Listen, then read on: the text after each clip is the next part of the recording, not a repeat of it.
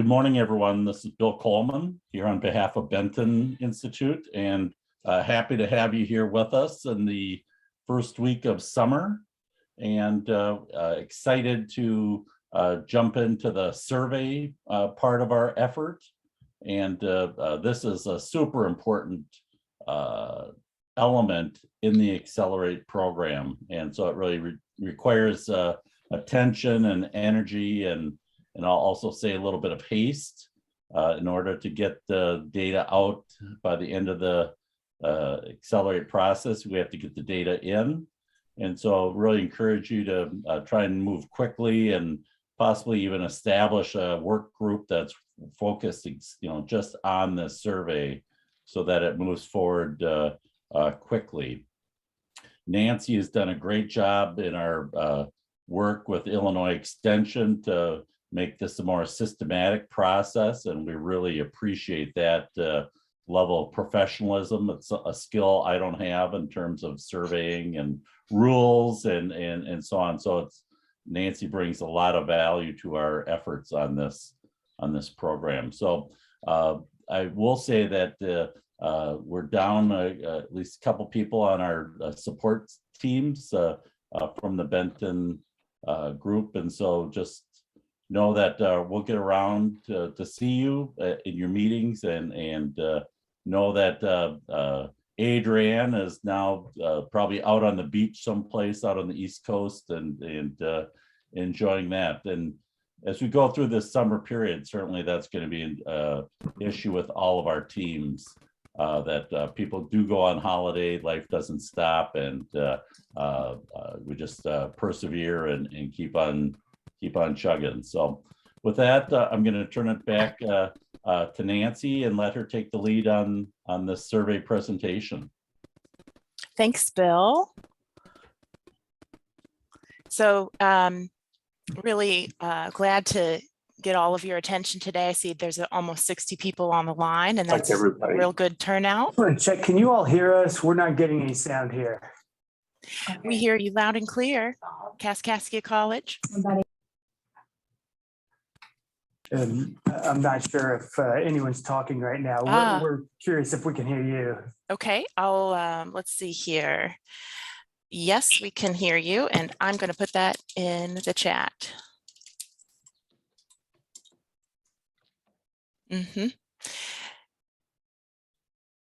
So, but you can't hear me. Maybe on our end. I don't think we're getting any sound from you all. So we're trying to figure it out on our end. But sorry. No problem. Okay, I'll start off slow here and know that there will be a recording. This is being recorded, and I've got some helpful slides and materials for you today. I'm going to paste those to the chat so you can see those. The slides are meant to help you, and you can access them right away so that you can use them. There's a little worksheet as well, and of course then that test survey online that you can test drive.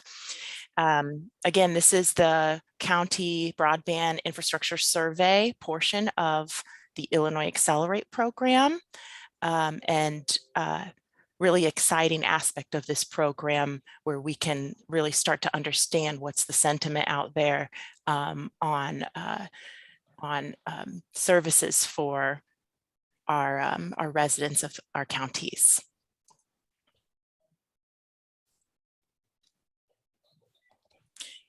Again, I'm Nancy Wodralgo. I'm a state specialist in community and economic development at Illinois Extension. I'm here on the U of I campus in Champaign-Urbana. I've put some contact information up there, and I'll just say from the get-go that it's not uncommon for us to start exchanging even cell numbers, right, to kind of access each other and talk to each other on the fly. What I noticed from the last cohort is when you get down to the launch, the date that you launch your survey, there's a lot of chatter and conversation back and forth right before the launch, and definitely want to be accessible to you and listen to your needs as we whittle down an effective survey and process, distribution process, a very exciting aspect. And hopefully with the tools I'll give you today and some of the information I'll give you today, you'll get excited for this aspect of the program. So what I'm going to cover today is the process. You're going to want to start out with some networking and communications that you'll do in your counties. We'll talk about design and a little bit of information about sampling. And then we will talk about distribution and coverage, analysis, and timeline. So the first thing you want to do is do a little bit of identification of stakeholders in your county. You want to think about people who represent the geographic area and the population that you want to survey. You're going to want to think of reaching out to people from organizations that are going to want to act on the results of the survey, or that are going to want to participate in the survey and help move that forward. Groups that can contribute resources needed in conducting the survey, such as promotional work and additional networking, as well as maybe even those who can volunteer. Media professionals who can help disseminate information, media outlets, local media outlets, and service and social organizations that can provide volunteers. This is definitely a process that you will find is much easier when many folks are sort of on the team and actively getting things done.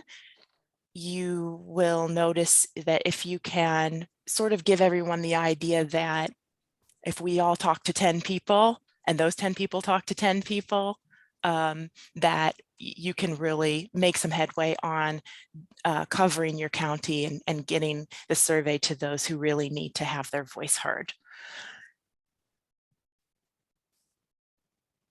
So when you're doing this stakeholder identification and identifying the distribution partners, you're going to want to list out organizations and their respective marketing channels. For example, what are their Facebook pages that they use? Who authors their newsletters? Who has access to their mailing lists? And so you might want to try a grid like the one I have on the screen here. What is the organization name? Who would be the point of contact there, and can you get their contact information and have it accessible to the whole team?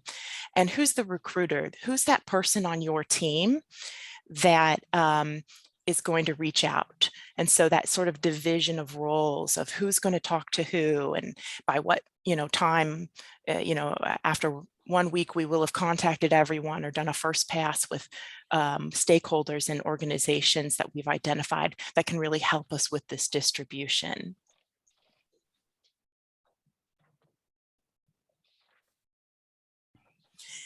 So here's the slide on design. You're going to want to use this slide, and I also have the link in the chat. Think first of all of that introductory survey text. You are definitely going to want to also think about what's on those promotional materials and marketing materials and what kind of messaging is on there, but you're also going to want to have that on the introductory text of the actual survey. And I have a few additional slides on that messaging and some of the marketing messaging and types of things that you might want to do. Now, this is going to be one of the first things that we're going to want you to accomplish, hopefully by the end of our meeting today. You will have test driven the base survey with your team and thought about what types of questions you might want to add or change, or just inquire if you have a concern about any of the wording, or you want to add some additional questions based on the uniqueness of your geographic area. Please feel free to let me know what you would like to add to this base survey. And this is an infrastructure survey, and there are other aspects to broadband development that come a bit later, but for this basic sort of access, building out infrastructure and sort of getting a simple set of responses on access is going to be key. I will just caution that once if you tell me that you'd like to add 10 extra questions, I'm probably going to sit down with you and try to whittle that down a little bit, because once the survey gets to a certain length, you start to see people not finishing the survey and not really sounding in on some of those important questions that we really are prioritizing here on this survey. You're going to want to send those additions and the introductory language to me before next week's meeting. So hopefully you can get that done in your meetings today. And if you can't, you might need to do a little bit more communication before we meet next week with your teams. And so once you've done that, then I go in and I produce a unique survey just for your county or your geographic area.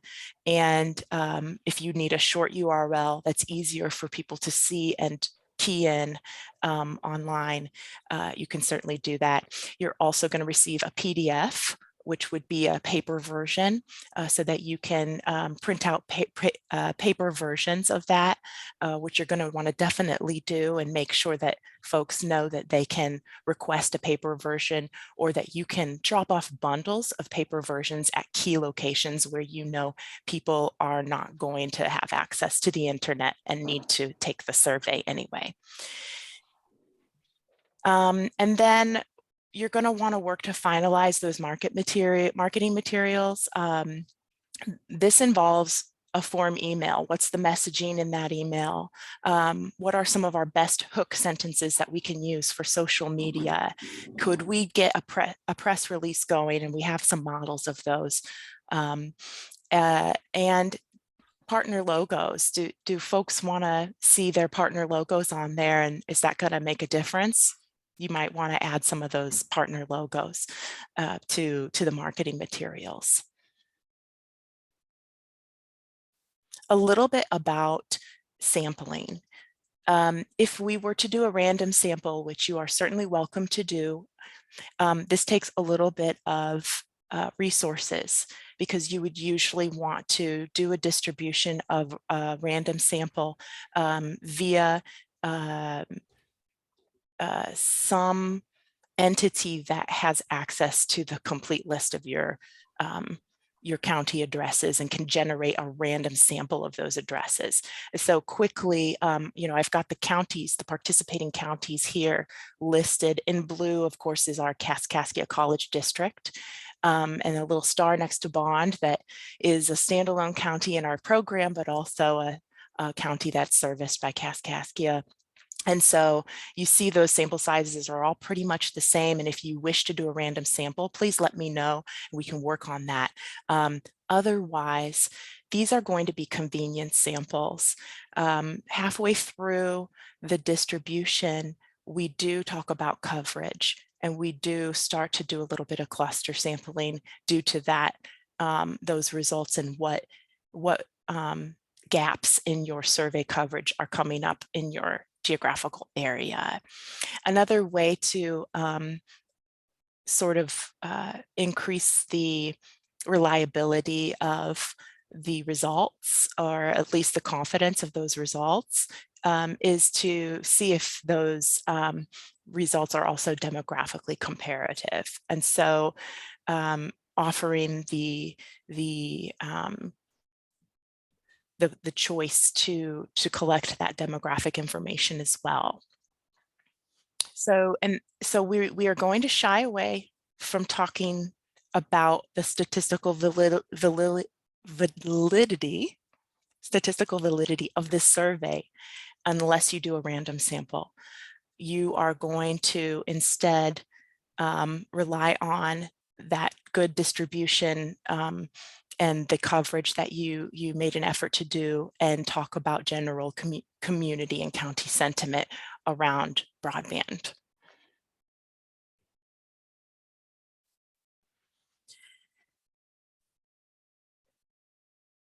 So here's some distribution ideas.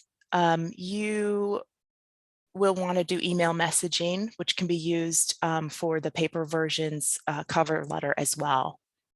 So you're going to want to write, a message that can be used in email as well as cover letter. And basically, you're going to want to have a way for partners to peel off any of these developed materials to use as they try to spread the word about the survey. Flyers can have a QR code. Social media, you're going to want to develop that hook sentence. Again, you can do a press release for a newspaper. You should try to do interviews on local radio and local TV and with local influencers. What do I mean by that? Maybe there are some people in your county or community that are disseminating videos or short videos or TikTok or whatever, just different types of videos that they keep coming on and people know that they're out there, and it's a very informal type of thing. It's not necessarily a bona fide media outlet, but that people watch those videos and they approve of those or whatever. If there's somebody that's a local influencer, get them on your distribution team. Include a phone number for folks to call so that you can administer a survey for them over the phone. Decide who that person or set of people is going to be. Maybe we've had folks who use their county office to receive those calls and get the survey data keyed in over the phone. And so one of your team members or perhaps a clerical person that is connected to one of your team members could help in that effort.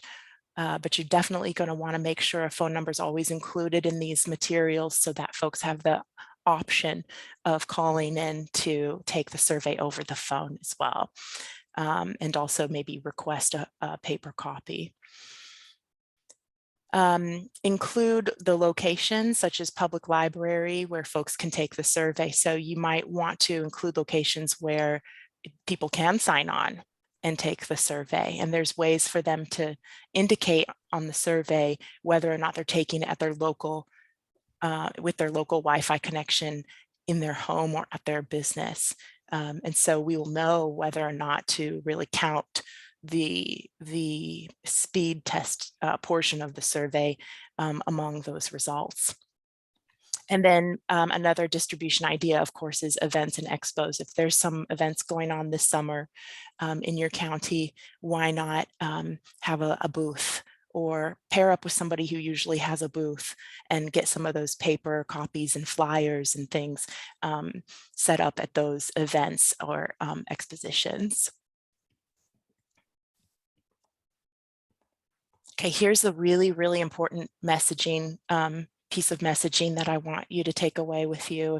If there's nothing that you're paying attention today, maybe you're not quite awake, I really want you to hear this part. I want you to communicate very clearly on these marketing materials to please take this survey using your local Wi-Fi connection, not your cellular connection or hotspot. You'll be asked which internet service provider you use. I believe that last line is not necessary. What we're trying to say here is, if you have a local Wi-Fi connection at your residence or your place of business, make sure you're on that local Wi-Fi when you take the survey because of that speed test.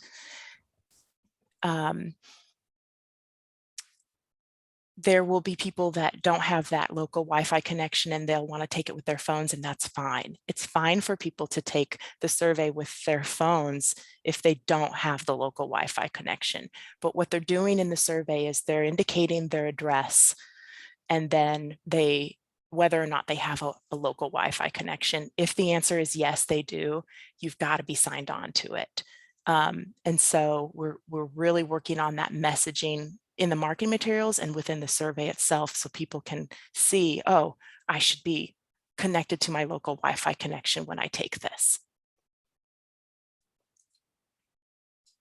More messaging ideas. I put this right on the slides because, again, I think you're going to want to use these slides in your breakout rooms and in your groups. And so I know it's not too kosher to put all that text on one slide, but here it is.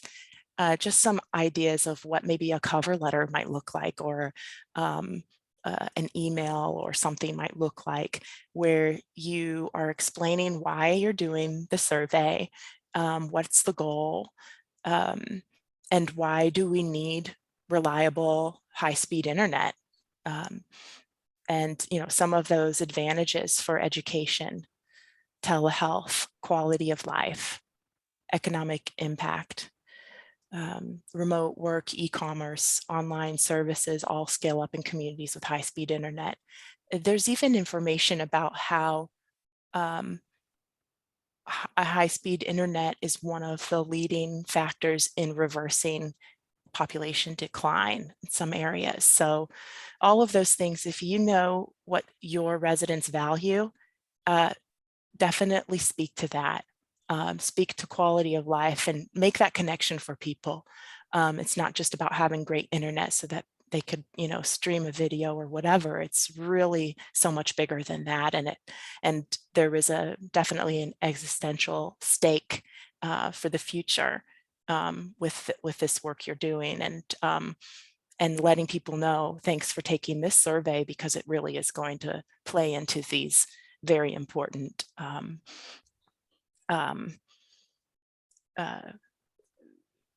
these very important aspects of quality of life for generations to come in our county. So Nancy, some messaging like that.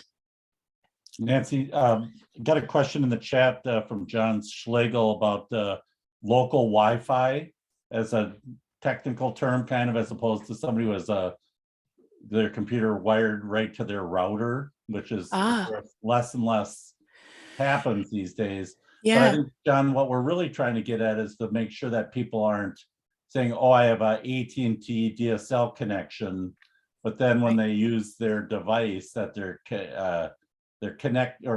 connecting to their cellular account as opposed to their AT&T. Well, that's probably a bad, confusing example. So if I have Bob's telecom service and I have AT&T wireless, we really want people to show that they're using Bob's, that fixed wired connection for their connection, no matter how they're connecting within their house. But we're trying to get providers kind of lined up between the wired providers, or even a fixed wireless provider, and the cellular data. So if a lot of people do have just a cellular connection, then that's fine, because you would say, I have Verizon Wireless as my provider, and then your connection would be through that Verizon connection. So that's okay then, Delbert. So it gets very, a lot of people have a hard time. They don't know how they're connecting to the internet when we think about the general population.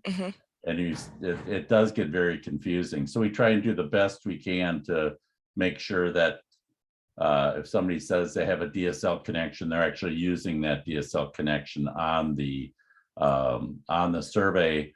Or they may get that survey, for example, if Jahari is talking about the CDC is going to have a technology fair community meeting.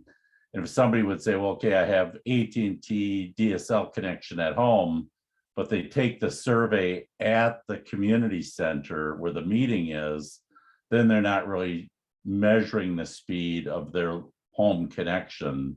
They're measuring a cellular connection at the community center, or the Wi-Fi connection at the community center. So we want people to be at their homes taking the survey with their fixed connection if possible.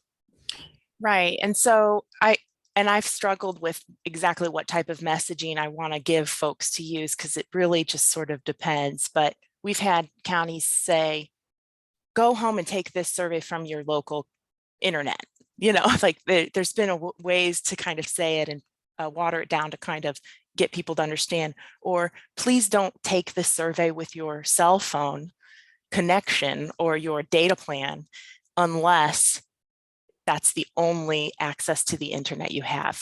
So it is a little bit tricky to know exactly what messaging works, but I'm definitely willing to throw around some ideas with you as you finalize what you feel that messaging is. And again, this might have to deal with who's in your counties. You know, what's the sort of jargon that works with folks in your county? What language is good for you know, diverse counties as well, with that have a multilingual population. So definitely want to kick around ideas with you individually, and maybe give you a lot of different ways that you could say it, and then you can kind of get it, you know, narrow down how you want to talk about it. It is a There real was, challenge. That's what I'll it just is. say, and that you just hope that the preponderance of the people get it right and Mhm. are actually connecting, you know, saying how they're connecting and doing that right, and that the rest will come out kind of in the wash. Yes, and we try, there is one question in the survey that says, are you taking this from your local Wi-Fi connection and not your cell phone data plan? You know, it's something like that. And that kind of kicks people into pivoting from that, taking that survey to looking at what their connection is, you know, pressing the little Wi-Fi button on their phone or on their computer and seeing what connection am I on right now, you know, to make sure. And we are going to go through the survey here in a few slides as well. There was a private comment sent to me about needing a paper version of the survey to see for folks to also go through, maybe to scroll through the paper version and not the online version. And so maybe when we're in the breakout rooms, I'll quickly export that and get that in your hands as well. If you'd like that, that's fine. I can provide that pretty quickly. So here's an example of like another flyer you could use, kind of busy. I just kind of wanted to put a few different things on there. Maybe this is what a web page might look like, or, you know, a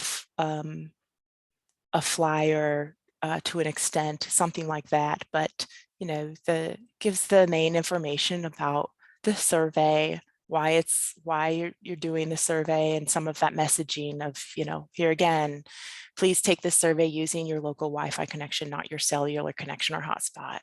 And again, that might be the only connection they have. So maybe adding some language about, unless that's all you've got, then don't shy away from taking the survey. But we have a few different ways on the analysis side that we try to be able to discern which speed tests are legitimately being taken from those local Wi-Fi connections. And of course, GeoPartners is even, that's their strong suit as well. We don't want to force everybody to use GeoPartners, but at the same time, we recognize that they've got a really great skill set and advantage in knowing, being able to report back on the legitimacy of those speed tests. Whereas if we're taking it with UCLA, with the UCLA speed test, which you know, we did for some teams last time as well, we're going to cite some limitations on those results. Likewise, we produce a map of those results, which you might want to use that to talk about service levels more readily than one statistic, one sort of percentage of folks that have a certain level of service. You might want to instead look at it geographically. And so all of that is something we work through after we get those survey results and the surveys close.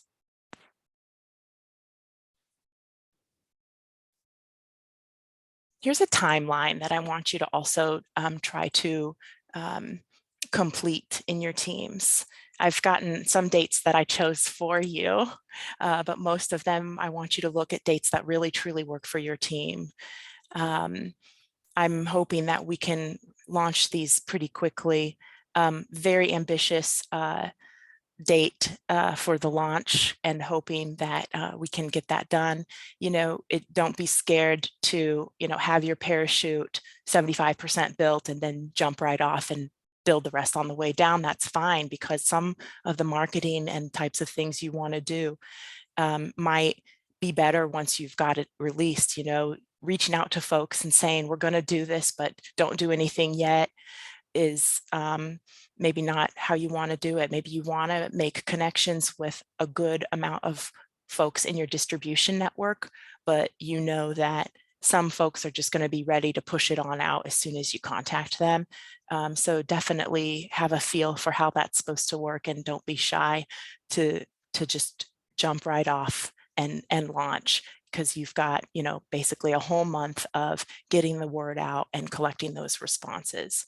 Again, a convenient sample, and you'll see farther on down the timeline, we talk about coverage in hopes of doing some more clusters so that we can really have a nice coverage of folks who might not have more conveniently accessed the survey in the beginning, but then you ended up getting to them and getting their ear and getting them to fill out the survey.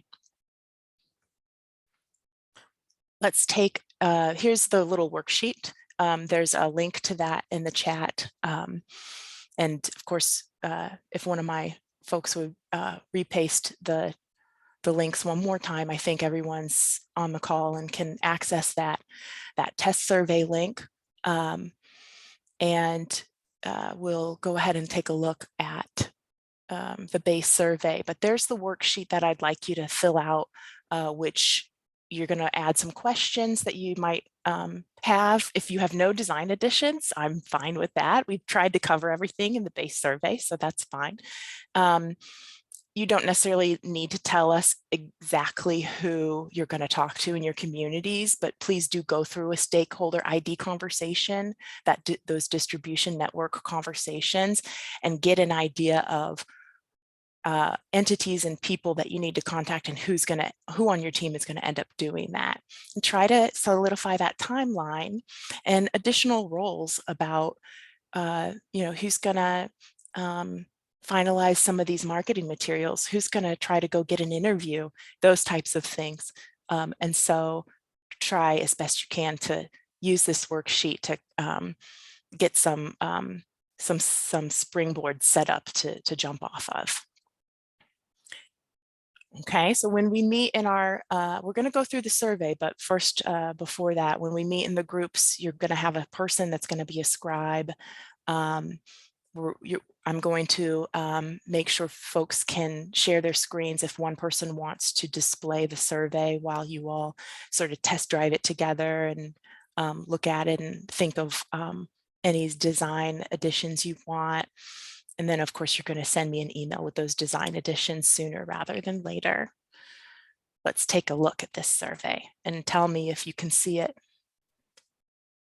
Yeah. And Nancy, I'm sure you're going to talk about the branching on the survey, right? Yeah, so there's some conditional questions, and I'll definitely make sure to talk about how that varies. Okay, so you all see my, no, you wouldn't. You would do, I need to share my browser. So let me do that real quick. Stop sharing and share this Qualtrics survey. All good? Yes. Larger text? Okay. Here's some introductory text suggestions. Statement of the problem. Your participation is important. Optional incentive for a chance to win a free iPad or for a chance to win a gift card from a local business. Cautionary tale on incentives. Don't make an incentive that is going to make people fill out the survey multiple times, right? We had one team that wanted to make it a competition between the different school districts, and we had multiple submissions of the same information, just thinking that maybe their school district could win. And, you know, I don't know what that was, but we definitely had to do some cleaning and quality assurance activities on that data just to make sure that we weren't including double responses. The Qualtrics surveys are nice because they collect quite a bit of metadata as well behind the scenes, so you can discern IP address and other things that can let you know when there are duplicate responses. But yes, be careful about the incentives and a nice incentive that's not too big and flashy, right? But something that can maybe help out somebody. Oh, I might be able to get a laptop. Who knows? Let me just fill out this survey. So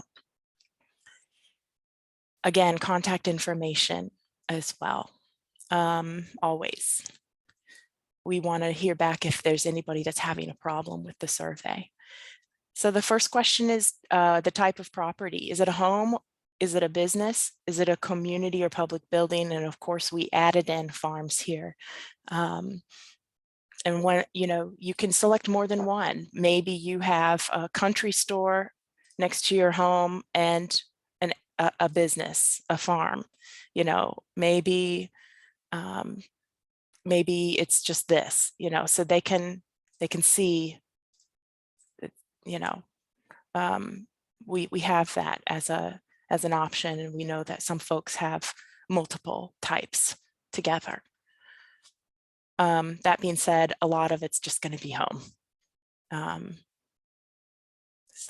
But I'm going to select these so you can see the conditional questions. All right, because farm was selected, we want to know acreage. We want to know, are they an operator or a landlord or both? And then here is a nice new question about digital ag and what they're currently using as far as precision ag or decision ag, digital ag technologies, and what they hope to use in the future. We think this might be helpful for some of our counties where we want to know a little bit more about how they hope to use broadband. Okay. Please provide your complete property address. These are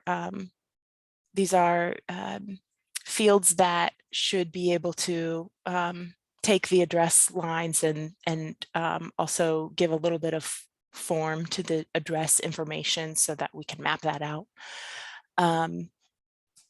Nancy, Here's, can I interrupt for just a minute? Sure. So people, a lot of times people are hesitant to give their address, and what are we taking this survey for? And there's really two reasons to give a broadband survey in your community. One is to influence community leaders that broadband is really important and essential.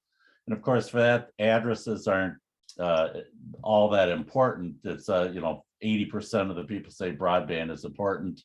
That would be a outcome that most elected officials would say is meaningful.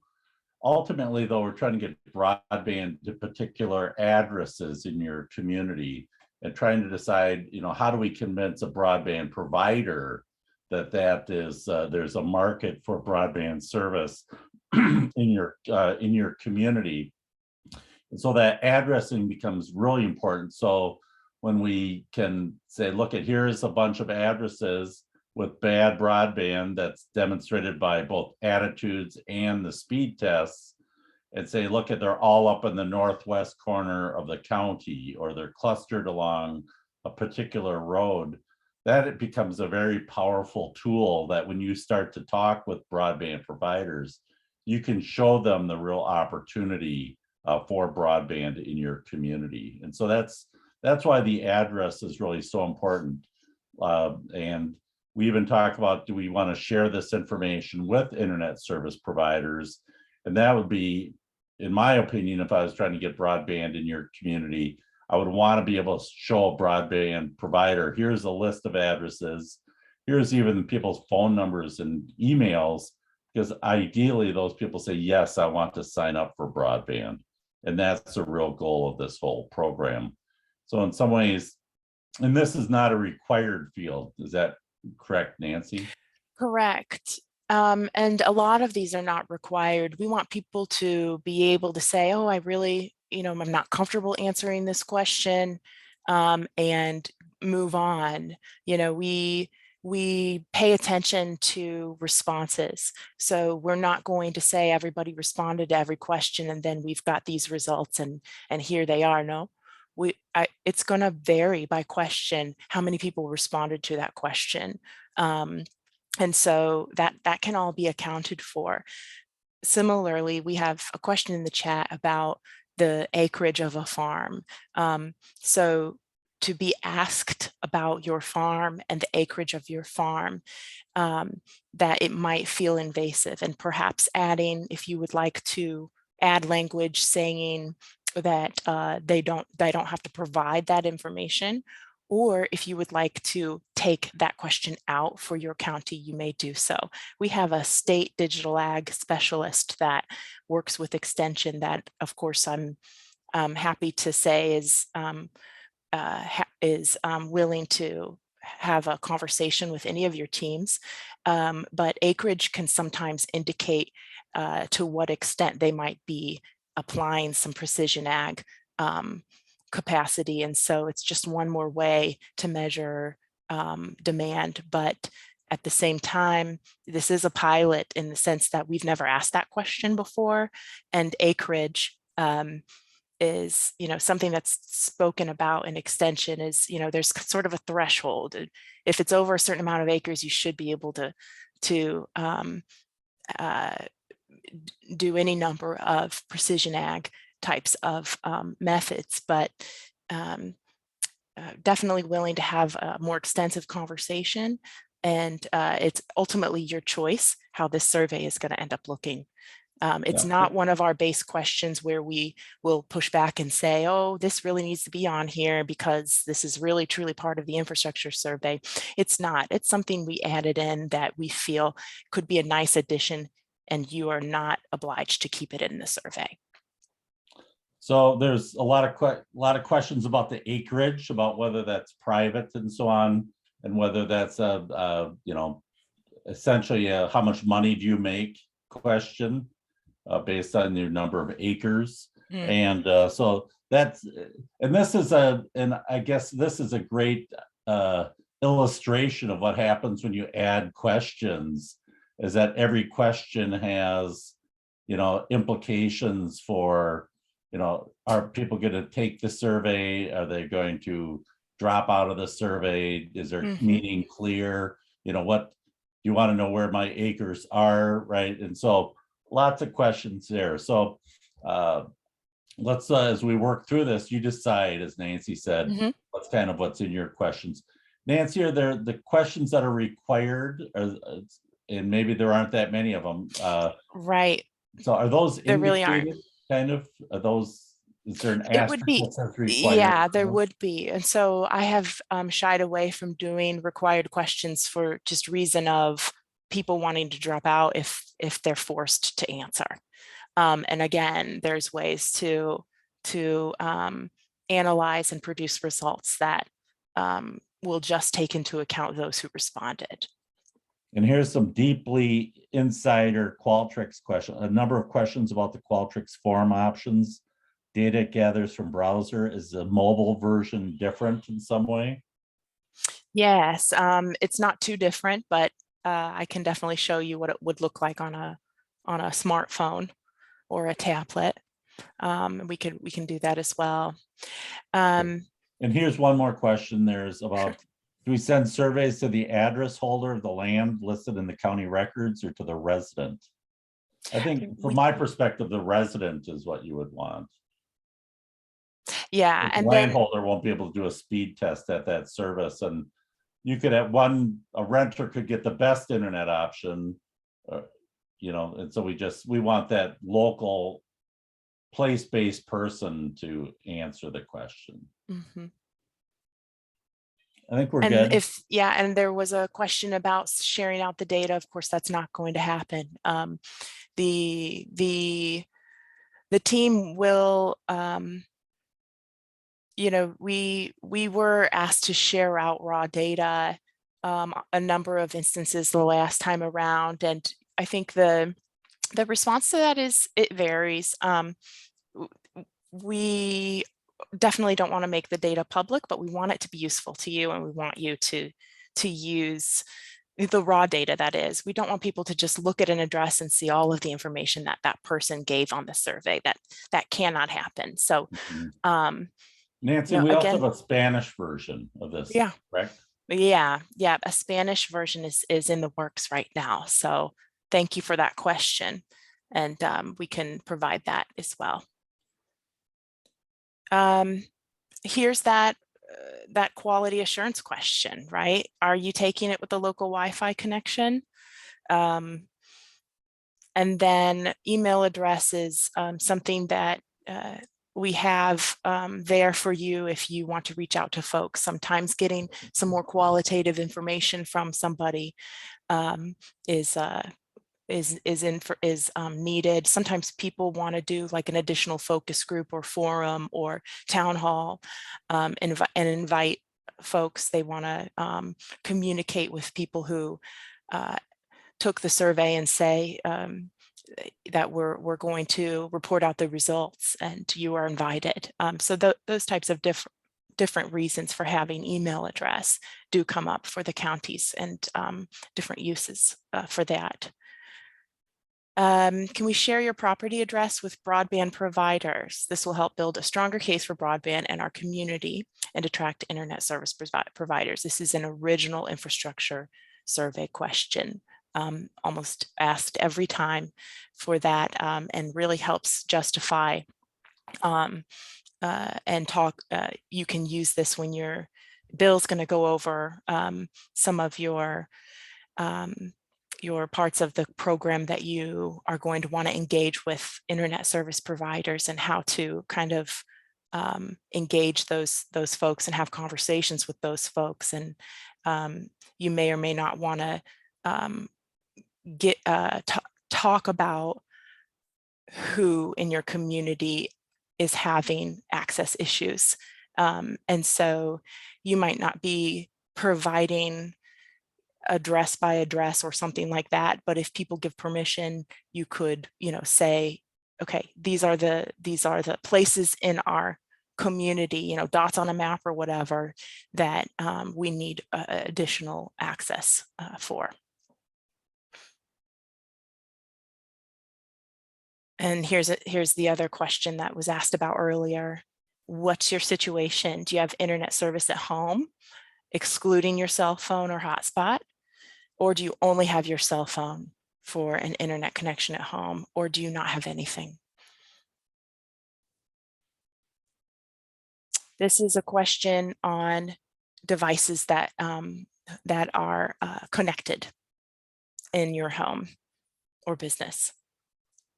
Okay, so if you're a community center or a school or a library, those numbers might be a little higher and a little bit lower. But what we like to do is talk about, we like to kind of sum all these up and talk about how many devices are connected at any one place. And it's always really, it's a teachable moment to know just to what extent people are really needing that connectivity.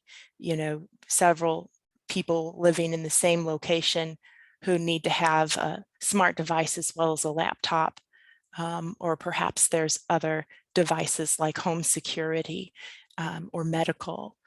So we want to get an idea about that.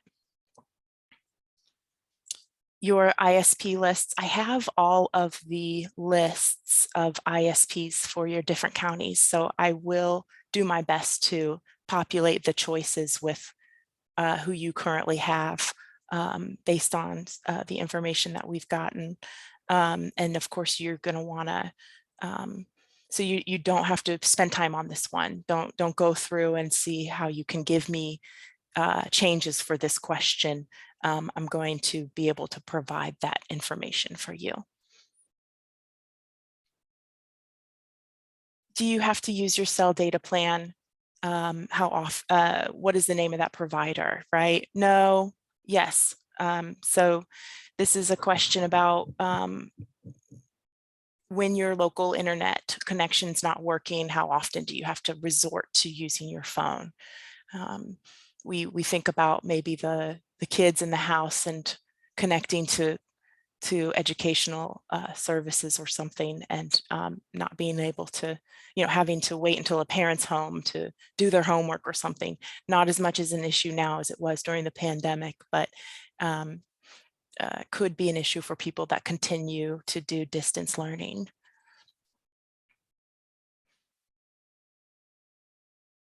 the download speed that the internet service provider has promised you.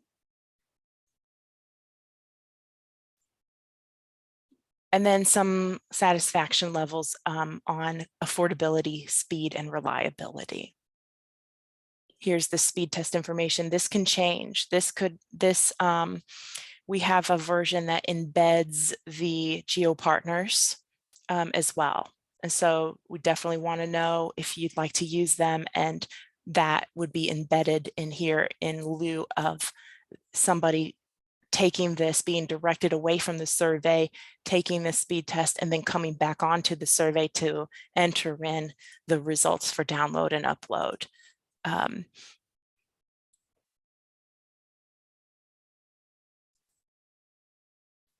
Nancy, that opens another browser window, right? So people they're not leaving the survey, they're just going to another site as well. Yes, I did make sure that it opens up a new browser window. Yes. Okay, Yep. thank you. Mm-hmm. And then your cost. If you know your cost, what's the cost that you have to pay for your internet service? And then this shows up now for both. So we need to say not if you had, but a different wording here. What do you use your internet connection for? Or if you had it, what would you use it for? And we've got some choices here. Accessing government information, cloud-based services, communications, education, entertainment, healthcare. Just trying to understand what people are using their internet for, and being able to say, hey, we've got a good amount of people that use it for these different quality of life related issues. So, and then very, very popular telling part of the survey is to tell us your broadband story, and someone always has something to say. And we hear from teams that this section really does tell folks a lot about the struggles around connectivity. So this is a question where, you know, once we get those results, there's no big sort of analysis we provide with that. We do want to just give you some of those comments or all of those comments, and have you read through them and get an idea of what's going on in the county. Oh, you're saying it doesn't take you away. Then I will have to go back and make sure. But there is definitely a way to make that be open in a new window. Thank you, Austin. Okay, so I believe that is the end of the survey and that those conditional questions appeared. And so let me take you back to the slides. Nancy, if you take the survey and you say, I think if you say you don't have internet, I do believe there's a condition there where it says, why not? Yes. Okay, and that didn't appear, but there's a question in the chat about that. So if you pick say, I don't have internet, you say, well, why not? And it's too expensive, not available, service is too poor. I forget what all the other conditions were there. I think those three were the primary responses. Correct. All right, let me take a look at this URL here.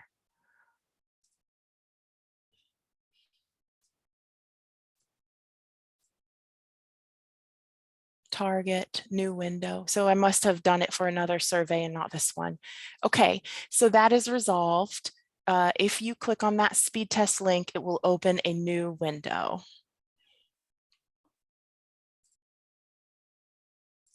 There's a question about back buttons. Are those? There are back buttons, yeah. And you can go back and go forward again.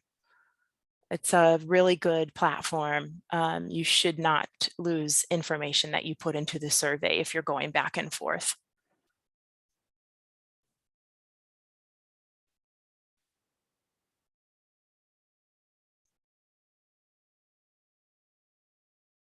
And so I'm going to be really keeping my ear to everybody as you're test driving these surveys. If there's, you're going to want to note the design additions for me, but you know, often I go back into this base survey and make an overall change.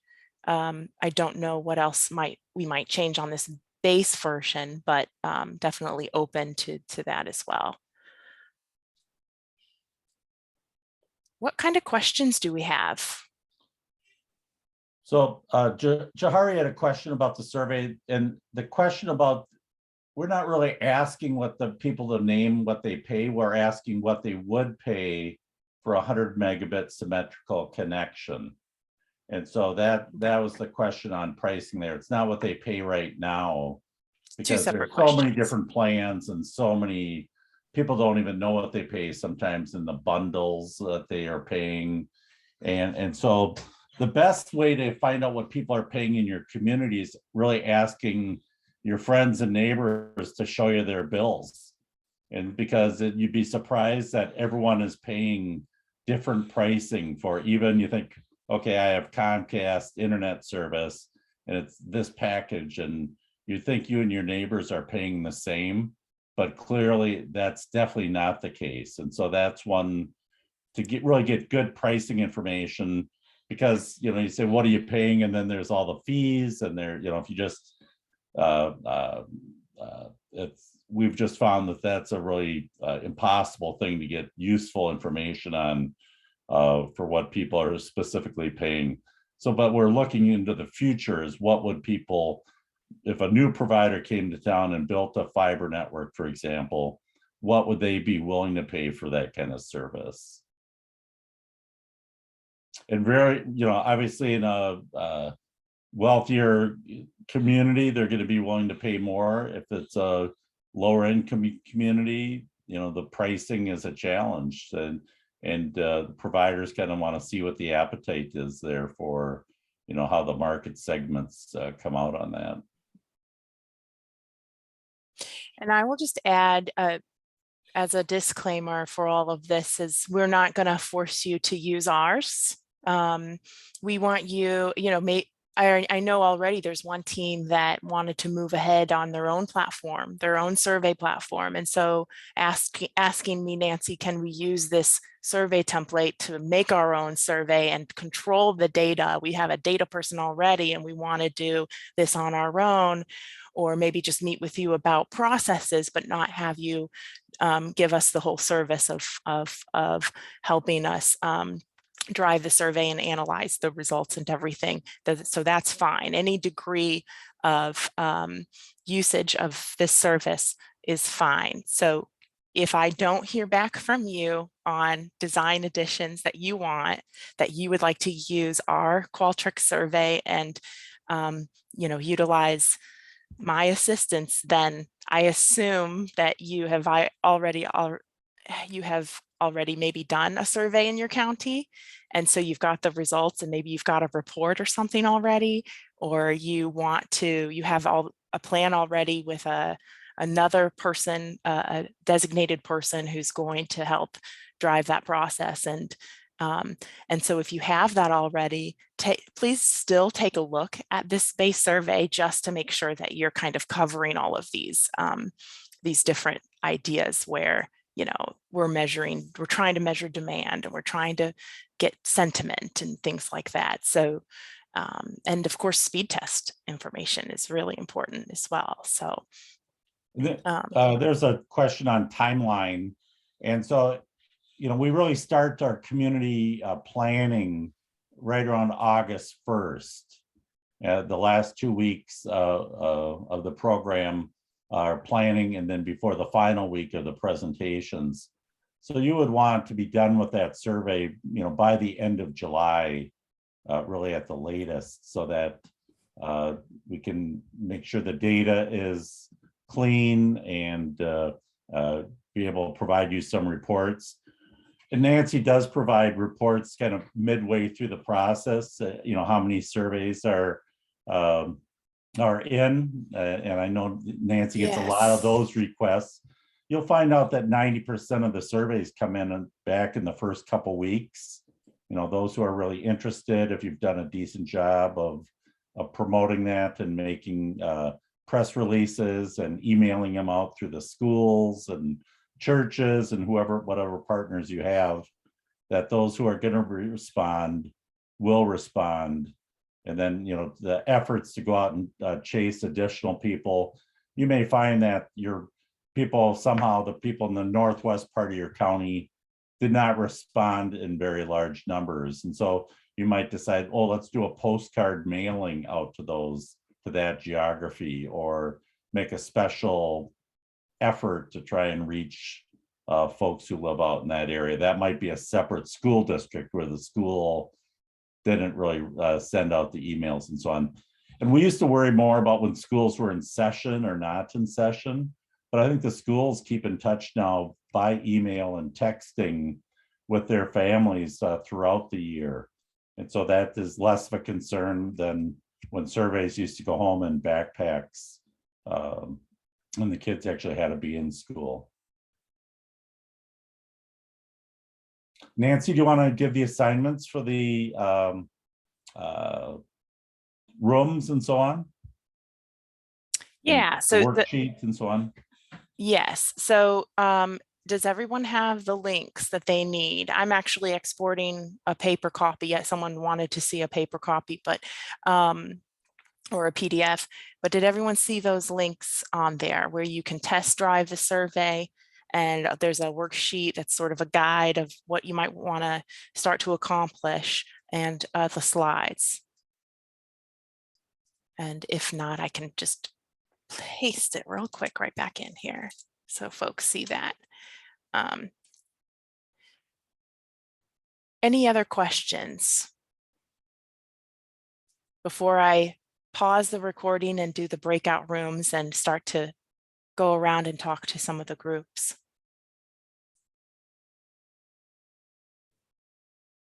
I think we're good. Thanks. That was real active questions in the chat. I appreciate that. And yep, all great questions. So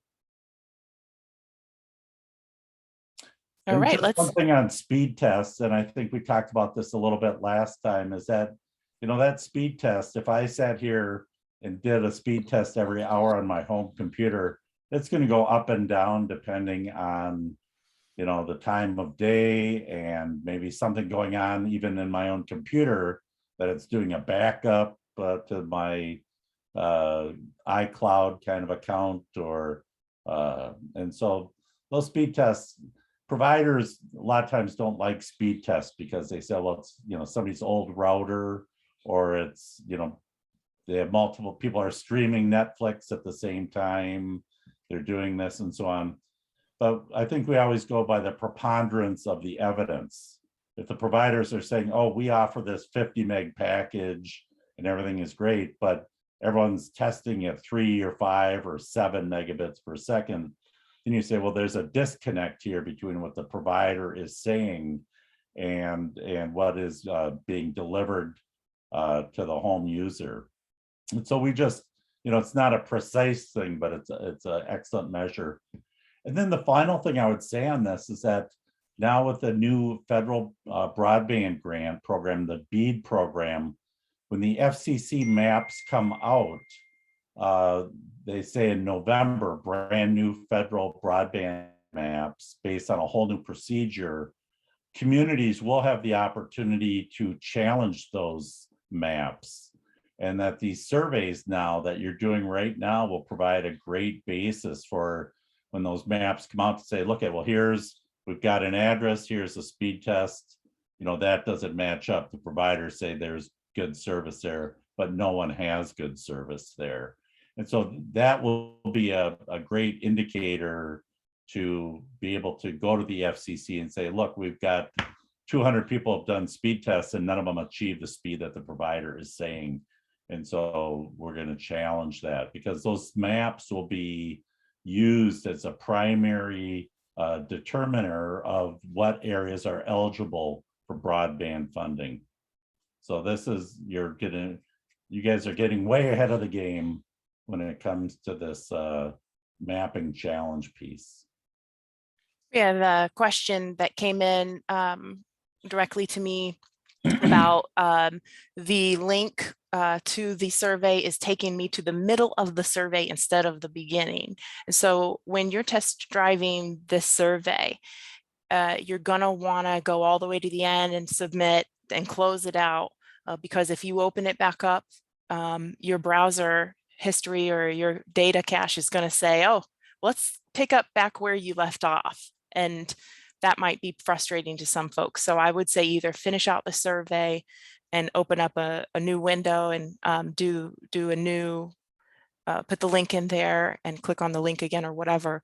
But the other thing could be to clear your data cache, which is under the security sections of options in your internet browser. If you go to options and security or privacy, you'll see a place where you can clear that data cache. If you don't feel like going through and finishing the dummy survey, to take you back to the beginning of the survey once more to look at it again. So that's just a little piece of advice for user behavior. If you encounter an issue where your link is taking you to the middle of the survey, that's why.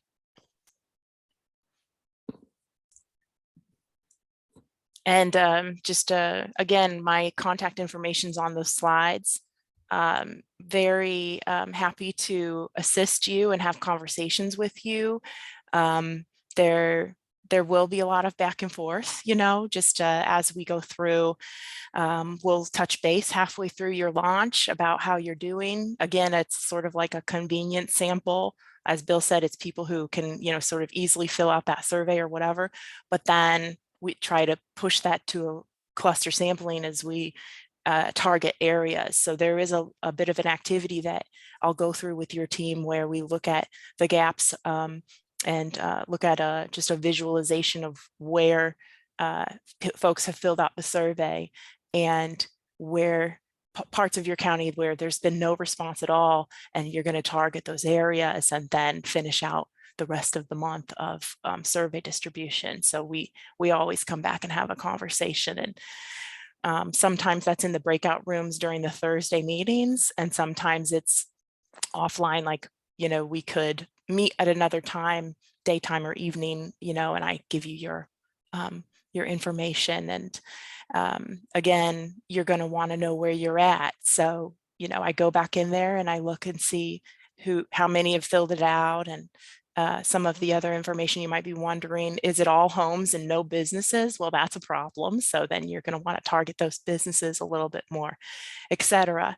So we keep an eye on it, and you'll end up kind of feeling like maybe I'm a little bit of an ex facto member there, because and then sometimes I even feel like maybe I want to come to your county, and because I feel a little bit attached at the end, you know, because I've had these conversations with you and we've done the survey stuff together. So don't shy away. We can just keep talking about it and see what kind of challenges arise, which always helps us refine the process for the future as well. So